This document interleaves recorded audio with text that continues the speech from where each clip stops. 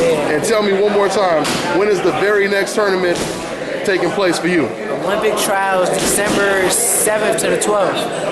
Okay. And I'll be winning gold there. And I'll be making the Olympic team.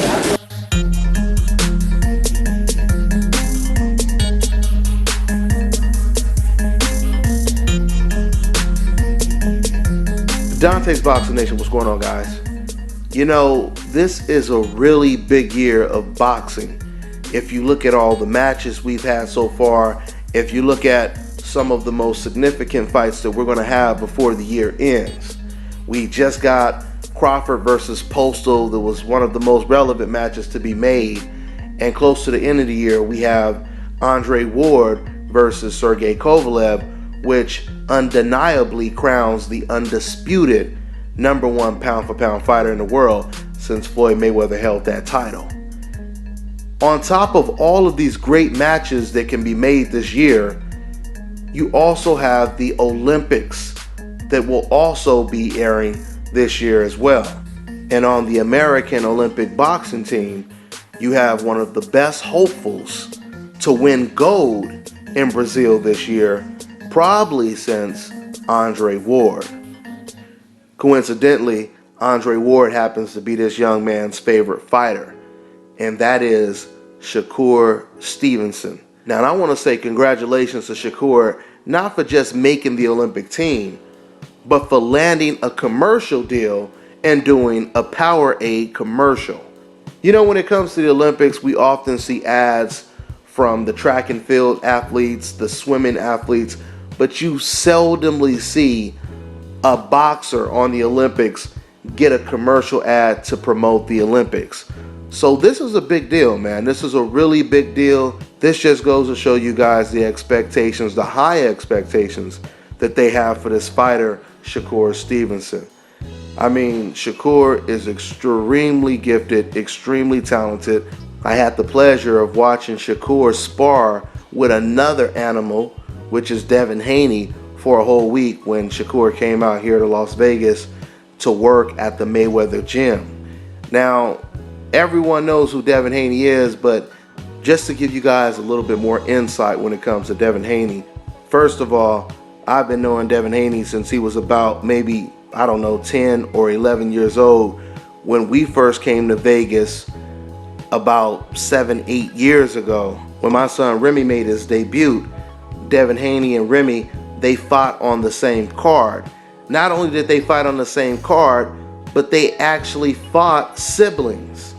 My son Remy, he fought the younger brother and beat him, and then later on, Devin Haney, he fought that kid's older brother and he beat him.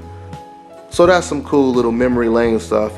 But the point I was trying to make is Devin Haney, he has the reputation of dominating every single kid that he spars with. Devin Haney, since he's been about 14, 15 years old, he's taken his game to a whole nother level. And when he spars with these grown men and all of these experienced fighters, he normally goes in there and dominates them. I've never really seen Devin Haney in a competitive sparring match until he went up against Shakur Stevenson. And you guys, for you guys that got to watch the actual video, because I had the sparring footage up, but I was asked to take the video down by Devin Haney's father. The good news is, eventually, I am going to put the footage back up. I will re-upload that sparring footage a little bit down the line, probably after the Olympics.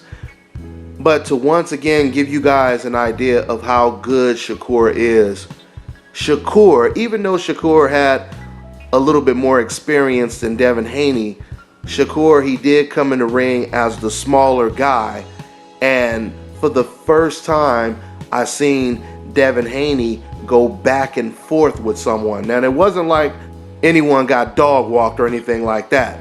It was once again just a back and forth type of battle. There would be times when Shakur would get the best of Devin, and then Devin would come back and get the best of Shakur. But remember, like I said, Shakur, he's a little bit smaller than Devin Haney. And just watching how he operated in the ring, and I had never seen Shakur before that time. I had never even heard of him, honestly, until he came to the Mayweather gym. And when I seen him perform against Devin Haney, I knew he was special. When I asked him if there was anyone that he may have lost to, or is there any fighter that he expects to be fighting again, and he said, yeah, actually there is. The last guy I fought who actually beat me. And when he said that to me, I said to myself, okay, well, there's no guarantee you're going to make it to the Olympics because you already have someone that's beaten you. But he damn near guaranteed me that he was going to avenge that loss. And about 4 months later, after we did that interview, he ended up fighting that guy about 2 or 3 times and dominated him every single time. And you guys can actually watch the footage on YouTube. But to watch this man perform, Shakur Stevenson, he is something to watch. The fact that he lost to this kid and then came back, avenged that loss, and beat the kid multiple times, it reminds me of Floyd Mayweather when he was in the Olympic trials. Because I remember Floyd Mayweather, he lost to Augie Sanchez. And then Floyd Mayweather, he came right back like the next day or two, and he dominated Augie Sanchez. The same thing actually happened to Gary Russell as well. Gary Russell Jr., he lost to Roberto American, and he had to come back and avenge that loss, and he beat him very easily when they fought against each other again. So there's definitely some similarities to greatness, if you want to put it that way. Shakur Stevenson is a very talented fighter. Some amateur boxers, they had a really difficult time trying to make that transition from headgear to no headgear, from the pros or from the amateurs to the pros.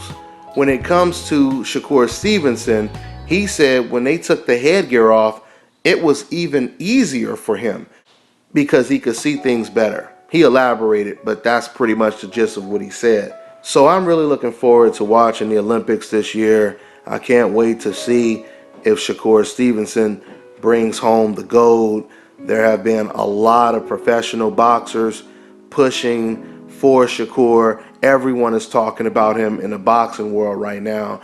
Matter of fact, Terrence Crawford, after he got his biggest win of his career, that was one of the first things that he said on the mic was, good luck to Shakur Stevenson. He said he was pulling for Shakur to win the gold, along with a whole lot of other professional boxers and trainers that said the same thing. This is going to be huge if Shakur wins gold in Brazil. I'm telling you right now, guys. But with those Cubans and those former Soviet Union countries, it will not be easy. If Shakur wins this gold medal, he's going to earn that gold medal. That's for damn sure.